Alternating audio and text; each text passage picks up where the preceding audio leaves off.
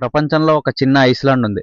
అక్కడ 200 సంవత్సరాల నుంచి ఒక ఖజానా కోసం తవ్వకం జరుగుతుంది. చాలా మంది అక్కడ మిలియన్ల ఖరీదైన రహస్య ఖజానా ఉందని నమ్ముతారు. కానీ ప్రమాదకరమైన విషయం ఏమిటంటే ఆ ఖజానా కోసం వెతికిన చాలా మంది ప్రమాదకరమైన ప్రమాదాలు ఎదుర్కొన్నారు.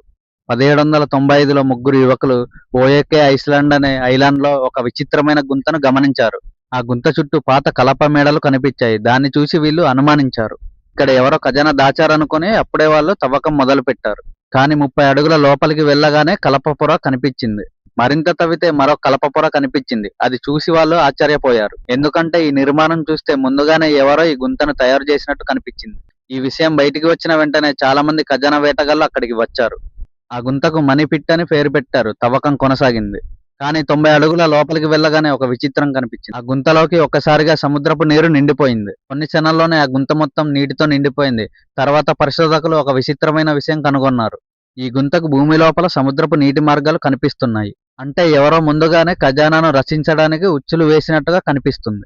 చాలా మంది ఈ ఐస్లాండ్ గురించి వేర్వేరు అభిప్రాయాలు చెప్పారు. కొంతమంది ఇలా చెప్పారు: ఇది సముద్ర దొంగలు దాచిన ఖజానా కావచ్చు. ఇంకొందరు ఇది నైట్స్ టెంప్లర్ రహస్య ఖజానా అని చెప్తారు. మరికొందరు పురాతన కాలపు అమూల్య వస్తువులను దాచారని నమ్ముతారు. ఇంకా ఆశ్చర్యకరమైన విషయం ఏమిటంటే ఈ ఖజానా కోసం వెతికేటప్పుడు 6గురు తమ ప్రాణాలను కోల్పోయారు. అందుకే కొందరు ఈ ఐస్లాండ్‌ను శాపగ్రస్త దీవి అని కూడా అంటారు. ఇప్పటికీ ఈ ఐస్లాండ్‌లో తవ్వకాలు కొనసాగుతున్నాయి. కొన్ని సూచనలు కూడా దొరికాయి. కానీ ఇప్పటికీ ఖజానా కనుగొనలేదు. కానీ నిజంగా అక్కడ ఖజానా ఉందా? లేక ఇది కథ మాత్రమేనా?